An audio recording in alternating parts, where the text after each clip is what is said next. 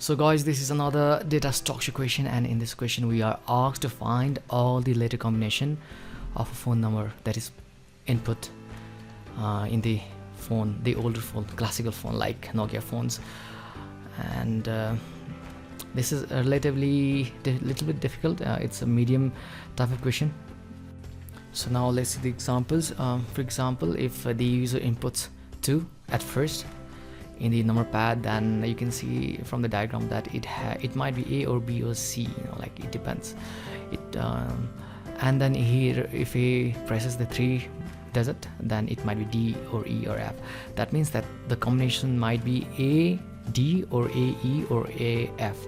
It might also be B D, B E or B F.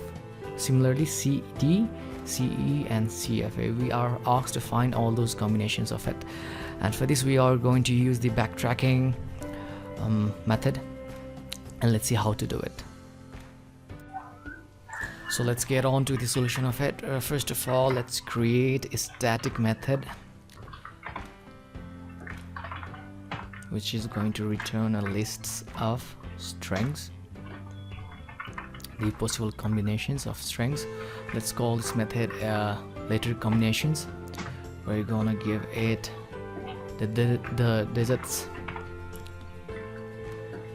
and we're gonna call it from the main method by giving it the input value. Let's suppose the 23 is the input value right now. First, let's consider the scenario when the digits are empty. That scenario we are going to return a empty array list, and let's store all those results in a variable named as output, which is going to be array list of string. And to make our life easier, we're going to create a map in which the digits, they will have the value of their possible letters. For example, I'm going to copy paste it. For example, if the 2 number is the digit, then A, B, C can be the possible combinations of it. And let's make a find combination method.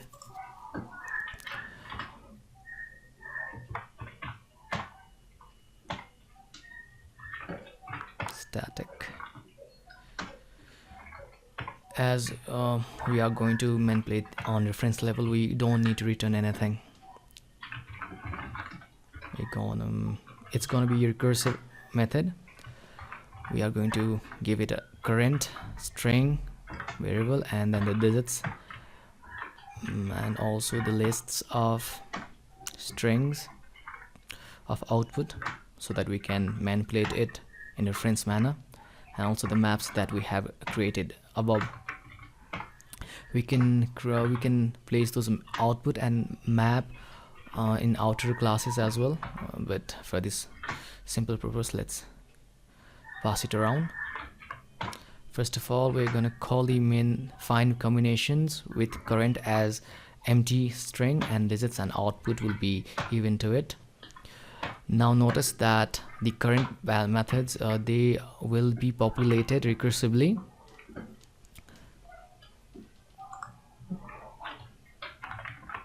Now when the current method, its length is equals to the digits length, then it means that one of the combination has been completed, and we are going to add that combination in the output variable, and we're going to return it.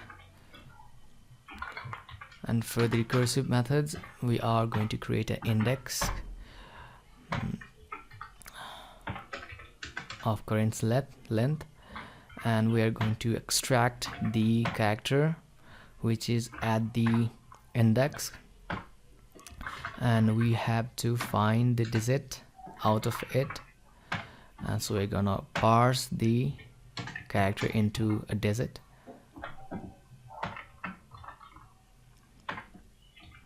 and we're gonna have the possible letters that can be added on regards to the digits that is provided.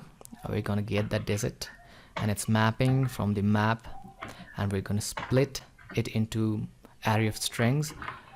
Now that's going to hold the possible letters, and we are going to loop around the possible letters, and we are going to append the letter onto the current method, and we are going to recursively call the digits and output and map onto it. Let's run it. Let's check if it's correct. Yes, it is correct. The output is as expected. So guys, now we are going to analyze this code, how the solution is produced. This map, it is for the convenience purpose, as I said earlier. It maps the digit into its respective combination letters. We are just this is the input, and we are passing the input, the output. This is the output list of strings that is the output of the solutions, and these map is just this mappings.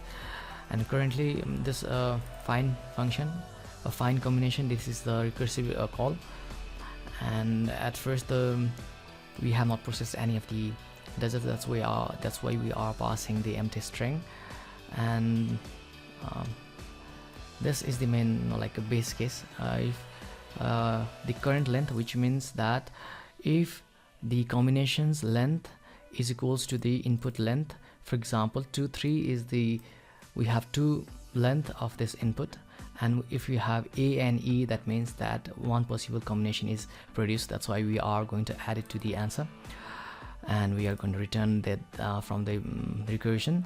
And if that is not the case, then we are going to get the length, get the digit that we are about to process, and we convert it into integer, and with the help of map we are getting all those possible letters that can be found. For example, if 2 is pressed, then A, B, C are the possible letters, and we are just like placing those by splitting it into characters, and those arrays are processed in recursion until the length are equal. Hope it makes sense. And if you guys have any questions, and don't forget to get that GitHub link. And thank you guys.